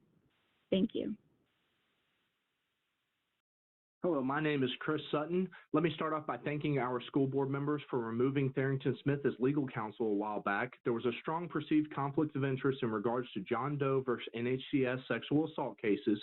At the time, we did not have many options for attorney, and I believe Mr. Wildeboer summed it up best, that a change was necessary, but he wasn't thrilled about any of the options. When Vogel presented to our school board, there were 4 attorneys brought in to speak. Half of them have now left, including the certified mediator, and person Mr. Vogel said was an unbelievably important part of the solution in resolving EC matters and other issues. One of the attorneys that left was a former counselor for the Department of Instruction. When questioned about special education law, Mr. Vogel said he had 6 years of experience, and we just lost 2 attorneys that collectively had 13 years of experience. That means we just lost 2/3 of our special education law experience. I believe Vogel has been given the opportunity to show us that he can provide a level of the district needs. Let's not even get started about the fact that the public records requests have been pending for months, and a news article came out that those hadn't been fulfilled due to Vogel's inability to open zip files. Reminder that zip files are used on a pretty regular basis by school districts nationwide. On top of this, Vogel failed to provide proper guidance to board members, which exacerbated problems. I have a list of examples, however, I do not have the time to go through them. At this point, I believe it's time for us to at least open a request for proposal to at least keep our options open as we move forward. Also wanted to address the Mosley issue. However, there isn't much time. I feel like communication was yet again lacking, which caused further grief for our teachers and families affected. It appears that board members were kept in the dark, and this is not the first time. I remember board members having to find out from the Office of Civil Rights Complaints via a news reporter instead of our superintendent. Our community truly deserves better than what we are currently receiving. Time and time again, communication has been lacking, and this is so unfortunate. I really hope the board pushes our superintendent to be more communicative to them in the future. Thank you. My name is Robert Bellamy. I am speaking as an advocate for Love Our Children about revising policy 4351. When I was suspended as a kid, it was something they did immediately, right away. I had to walk home and show the paperwork to my parents, who were shocked and mad at the same time. So suspending a child under those conditions only makes them harder to reach. That way, don't give them conclusive measures to think more rationally about their actions without a fair hearing. A teacher, a police officer, or most government officials are never suspended without representation. Neither should a kid under government rules. A parent should represent them, even if the suspension has to be delayed. The rights of a kid is also the rights of a parent, so schedule the process if needed. Don't just kick a kid out in the rain who could be crying inside without an umbrella. Love our children or lose them to the streets. My name is Robert Bellamy. Thank you. Greetings and salutations. My name is Kiana Williams, and I am calling on behalf of Mosley PLC. My high school journey began at Laney High School. When I was at Laney High School, I fell behind on my credits due to circumstances that were beyond my control. Fast forward, I was referred to a non-traditional high school that would soon be coming to Wilmington, and I had to apply to go. I applied to Mosley, and I got in. When I got to Mosley, Mosley was a different atmosphere. The teachers were different. The principal was Black. And it was just a different type of love. They met us at the door with smiles, and I like to think that we showed up because of them, and they showed up because of us. Fast forward, In 2009, I graduated Mosley PLC with a 1.9 GPA. As a first-generation college student, I was able to go to St. Augustine's College and graduate to attend Alabama A&M as well. I was able to not only graduate as a first-generation college student, but to come back to my community and help my peers and different students throughout the city. I say all of that to say we have 4 non-traditional schools in Wilmington: Wilmington Early College, C-Tech, Mosley PLC, and Isaac Bear. All of these non-traditional schools provide a non-traditional atmosphere for these students. With the up-and-coming announcement of Mosley PLC closing, I'm really not sure what will happen to these non-traditional students. Please help us figure this part out. Thank you so much for your time and consideration. I am a Mosley scholar, created with a divine purpose. I am wonderfully made. Thank you, and bye-bye. Hi, this is Sandy Isles, and this is my call to audience. So, Jonathan Vogel is being sued by 2 former colleagues for non-payment and breach of contract. It seems the concerns just keep piling up. Remember back in September when I emailed you about a potential FERPA violation because personally identifiable information was released about students in a public records request? And how this happened just a few days after Mr. Vogel claimed to lead his firm's efforts in this area? For the record, neither New Hanover County Schools nor Vogel have ever addressed my concerns. Then there are the repeated concerns that Vogel favors communication with just a few board members and has not consistently shared information with the entire board. And what about in the spring when Vogel was not transparent and forthcoming that Cabarrus County had failed to renew his contract? In just 8 months, Vogel has misled the board, misled the public, refused to address concerns, and now is being sued. Ms. Bradford believes when we have these conversations about Vogel, we quote straight out of integrity. What integrity? Ms. Bradford, you're supporting a legal firm for political gain and power. That is the opposite of integrity. And now we have 3 more students of Michael Kelly who have come forward with sexual abuse allegations, and New Hanover County Schools is facing another lawsuit. This is after settling a previous case for $140 million. I have zero confidence that Vogel is capable of handling this new case. After all, he's not only lost 2 attorneys, but now he has to use resources to defend himself against allegations of non-payment and breach of contract. Ms. Bradford, integrity would require being a good steward of taxpayer dollars. Integrity is not wasting hundreds of thousands of dollars on an attorney who doesn't even have his own house in order. Thank you. Good evening. My name is Tim Merrick. Last month, we heard from 5 bright, committed, and terribly concerned Mosley students whose safe home in the New Hanover County school system was being ripped away from them. Every one of our students needs to feel safe and welcomed in school. To meet that need requires more for some students than for others. That's equity, and that is our job. We need to keep this program funded until the current students have graduated at least. We owe them that much. And I know it's about money.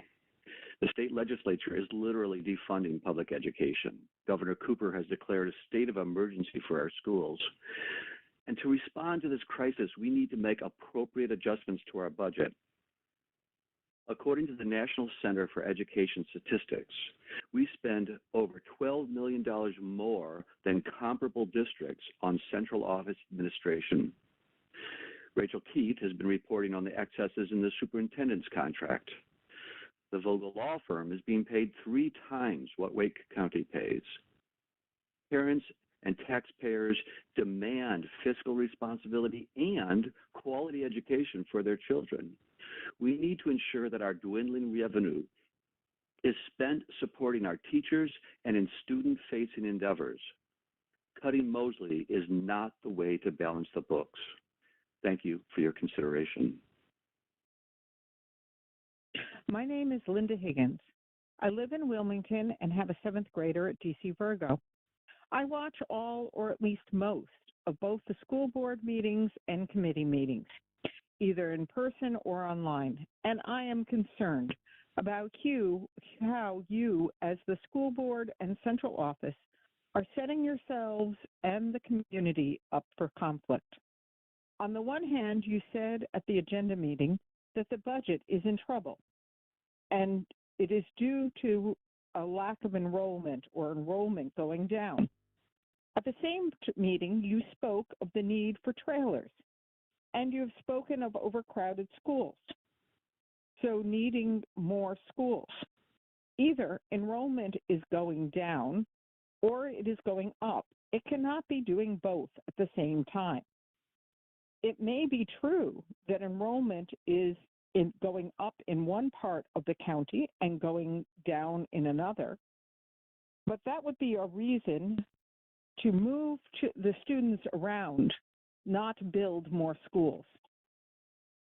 A chance to desegregate our schools again and give all of our children a chance.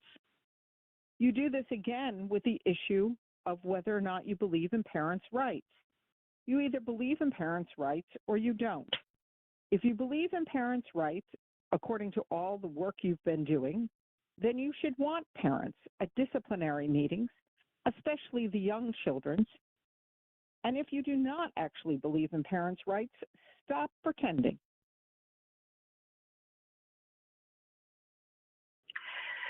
Hi, I'm Natasha T. Today, I address a matter of utmost importance, the proposed closure of Mosley Career Readiness High School.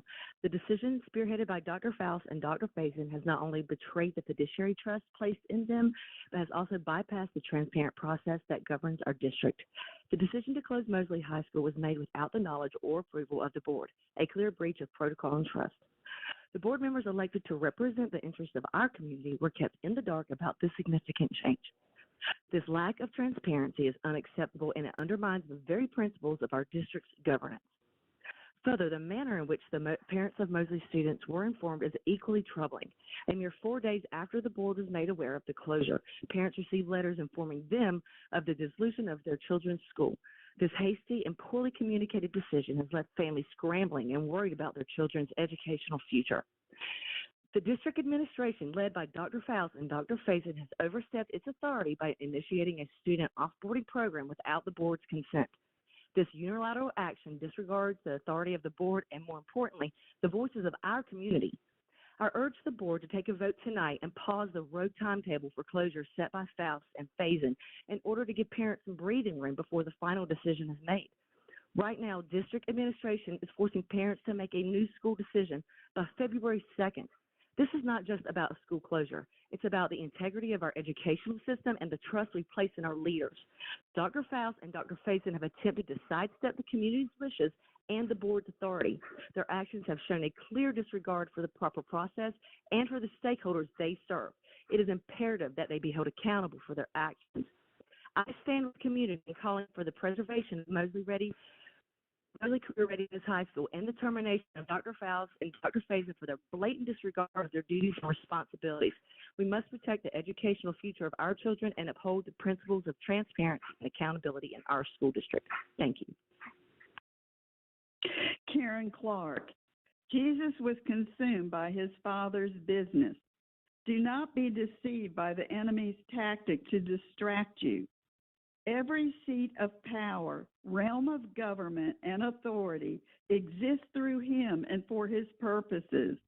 I pray in Jesus' name you remember the call the Lord has placed on you as a body to protect the education of our children, that you set your mind as a flint on the prize before you.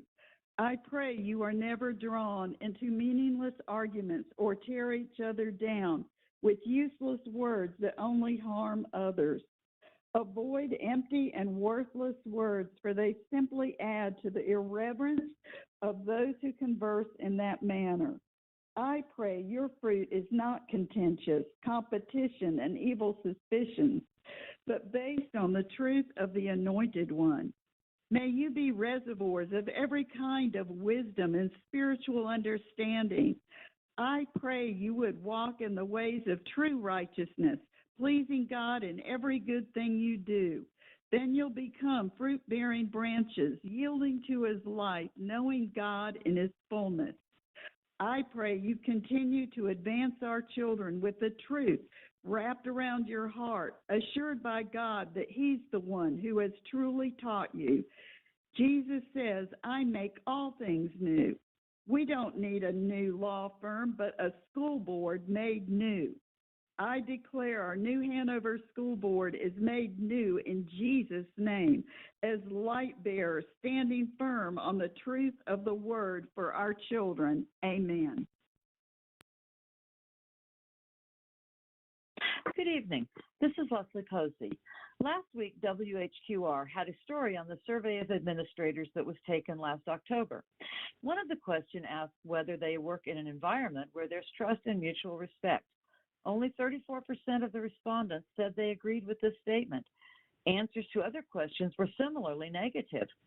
WHQR reached out to the district to see if anyone was available to speak on these results, but a district spokesperson declined. School board members were also asked to comment. Most of them didn't respond, but board member Pat Bradford did, voicing concerns about how the media knew to request the survey results. Quote, "The first I heard of this survey or the results of the survey was when you emailed us asking for comment. I have been trying to ascertain why this survey was shared with the media, but not with me as a board member. At the same time, I understood from staff that somebody leaked the fact that there was a survey, so the media knew to request the data. Unauthorized informational leaks from NHCS is equally troubling, even though I was appreciative to receive the revelation of the survey and its results," end quote. However, the survey was publicly shared and discussed for about 30 minutes at the October 5th EDI committee, and the results were also uploaded to the committee's agenda files.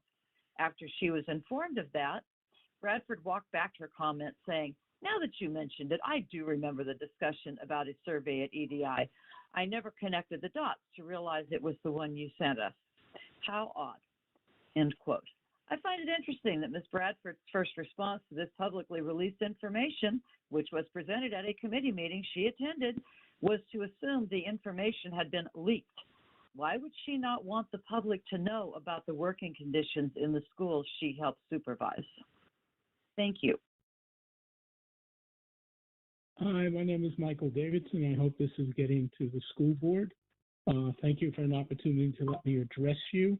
I've been thinking about this school board, and I've come up with, I think, an appropriate nickname. The nickname is the 4-3 team. For any crucial issue this board addresses, it always seems to be a 4-3 vote. Now, in terms of leadership, I think this is not really showing off very well for the school board. For a school board or any board to be effective, the members need to be supportive. You need to operate with a strong results orientation. You need to seek different perspectives, and you need to solve problems effectively. I think the board has failed on all these 4 points. I do think you have an opportunity when you sit down with the city commissioners or the county commissioners to show some leadership and push for more funding for the school. Thank you so much, and you have a great day.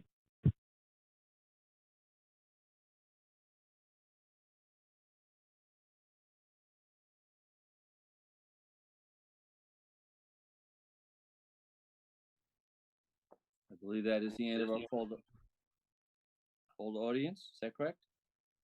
Okay, very good. Board members, thank you very much. We will continue with our consensus. Yes, ma'am. Can we take like a 5-minute break? Absolutely. We'll take a 5-minute break. I have 6:43. Let's come back at 6:50. Thank you. 6:50. We are in a break.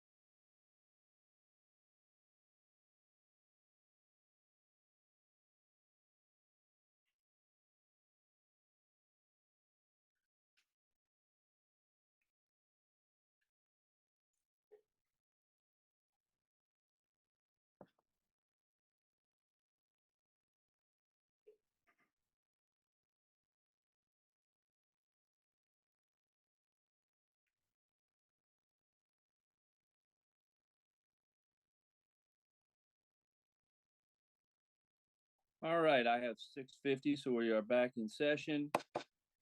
All right, next item. Make sure we have everybody back. I think we do. Okay.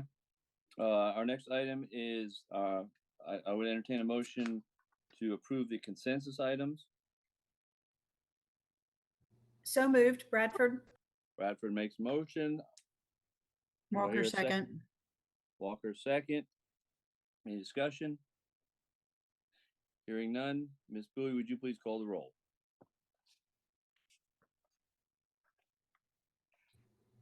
Miss Walker, Yes. Miss Bradford, Yes. Mr. McManus,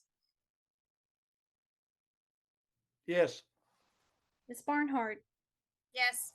Miss Craybill,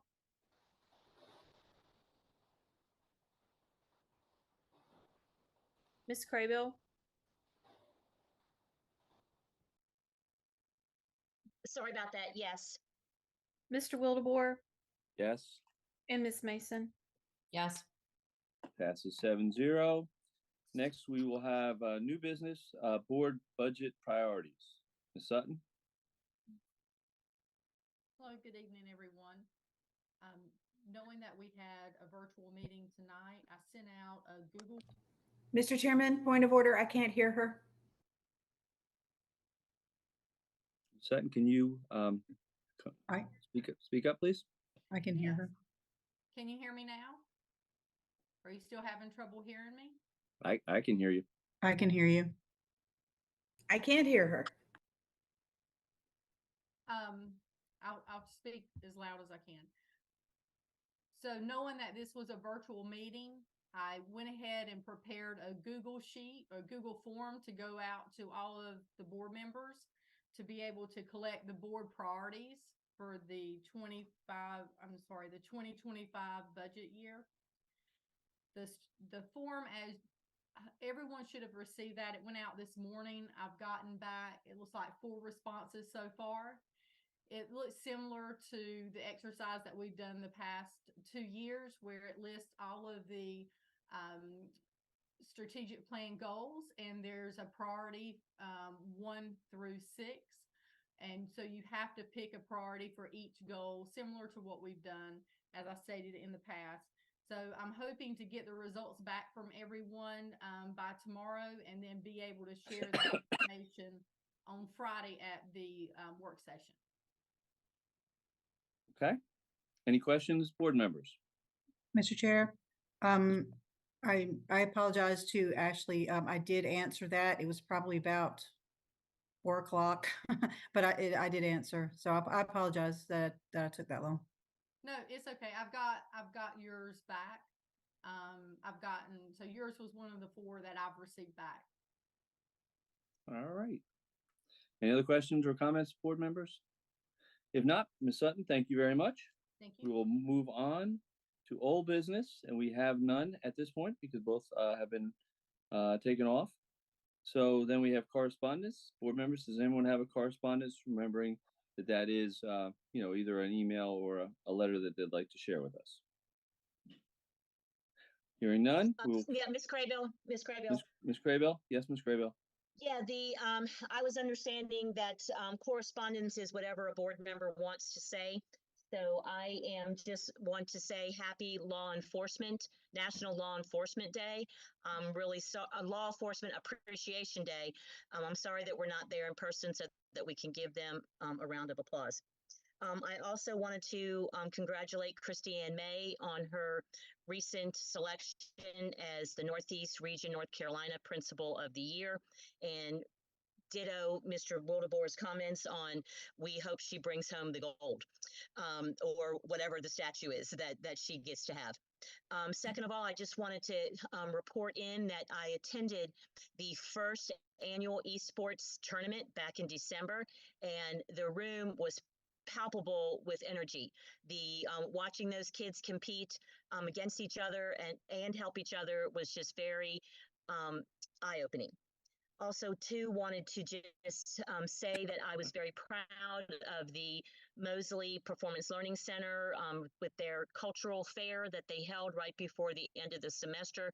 There was over 100 students, parents, community members, school faculty, and New Hanover County Schools faculty there. Two restaurants, 2 local small businesses, and a church contributed the food and the music to make that a very energetic send off to the holiday break. Also, too, wanted to just do as Dr. Faust did, extend thanks to Rogers Construction and Novant Health for having the CDLA group out at their work site. Looking forward to continued work with them. All right, thank you. Anyone else? If not, our next bit of. Mr. Or I wanted to highlight. Thank you. I wanted to highlight. I was able to attend back in December, and I highlighted the School Meals for All. It's an organization, and we have 2 school ambassador teams, one at Laney and one at New Hanover High School.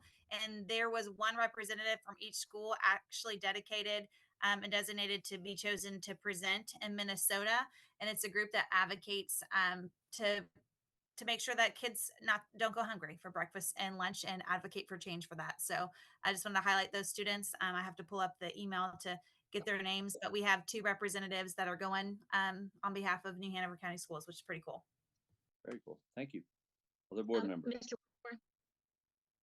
Mr. Wildebohr? Yes, ma'am. Ms. Craybill? I forgot this last one. Wanted to also give a shout out to our transportation department for partnering with communities and schools at their Riceville Beach Plunge, and to thank again the bus drivers that came and drove for that. So it's a good partnership that the school district are good partners within our community as well. All right, thank you. Anyone else? Going once, going twice, going 3 times. Moving on to announcements, I have a list here to share. Board of Education will hold a budget work session Friday, January 12th at 9 a.m. at the Board of Education Center. General public will have the option to view remotely on New Hanover County Schools TV YouTube. The Policy Committee will be meeting on January 16th at 10 a.m. Hey, something's going on with your talking. Okay. I can hear you, Mr. Chair. I can hear you. You're fine here. Okay, maybe I'll get a little closer to my iPad. The Policy Committee will be meeting on Tuesday, January 16th, 2024 at 10 a.m. at the Board of Education Center. The general public will have the option to view remotely on the New Hanover County Schools TV YouTube. New Hanover County Board of Education will host a public hearing in regards to the Career Readiness Academy at Mosley, Tuesday, January 16th at 2024 at 5 p.m. Board of Education Center. Again, the general public will have the option to view remotely on the New Hanover County TV YouTube. New Hanover County Board of Education and Board of Commissioners will hold a joint meeting on Wednesday, January 17th, 2024 at 9 a.m. at the Board of Education Center. The general public will have the option to view remotely New Hanover County TV YouTube. The district will host a high school specialty. The district will host a high school specialty programs fair on Saturday, January 20th, 2024 from 10 to 1 p.m. At the Board of Education Center. New Hanover County Board of Education will hold an agenda review meeting on Tuesday, January 30th at 2 p.m. Board of Education Center. The general public will have the option to view remotely on New Hanover County TV YouTube.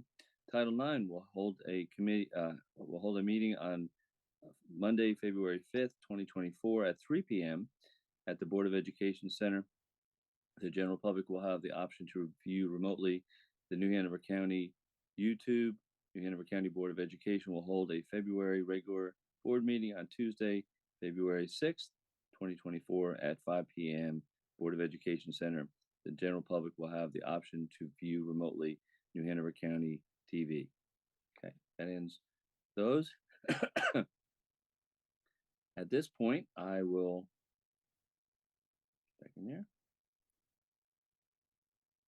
second there, slipping over. All right, we do have to have a closed session tonight. I will entertain a motion to go into closed session pursuant to General Statute 143, 318, 11C for the following purpose. 1, to prevent the disclosure of information that is privileged or confidential pursuant to General Statute 115, 402, and not considered public record within the meaning of Chapter 132 of the General Statutes. 2, to consult with the attorney in order to preserve the attorney-client privilege between the attorney and the board, including with respect to New Hanover County Board of Education versus Liberty, and to consider the qualifications, the competence, performance, character, fitness, conditions of appointment, and conditions of initial employment of an individual employed or considered for employment within the school system, or to hear or investigate a complaint, charge, grievance, or any by or any individual employee. Is there such a motion? So moved. Ms. Bradford? Thank you. Is there a second? Second, Second. Melissa Mason. Ms. Mason, second. For first and second, any discussion? If not, Ms. Bowie, would you call the roll, please?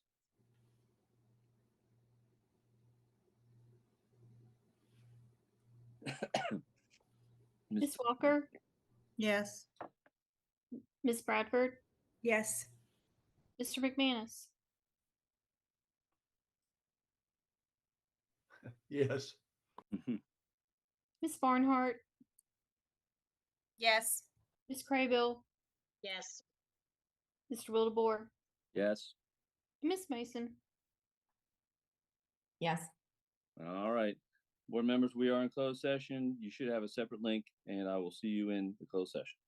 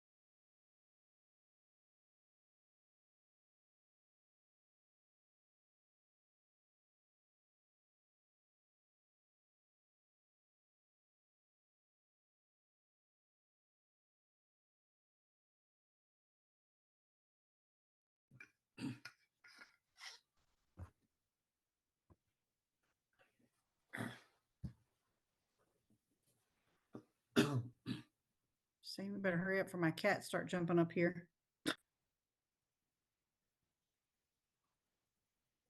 Kitty, kitty. Don't you call that cat. He can't hear you anyway.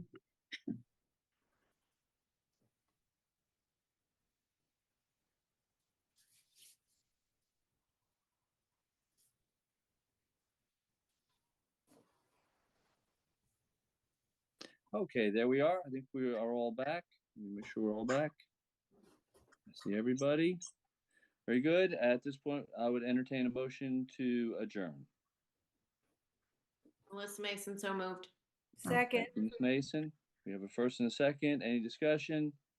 If not, all in favor, please signify by saying aye. Aye. Aye. All opposed? Passes 7-0. Board members, again, thank you very much for your hard work. To the public, we do apologize for having to Zoom, but with the storm going on, I do appreciate us all working together. Thanks so much. Be careful, be safe, and we will talk to you Friday or before. Have a good night. Thanks, everyone.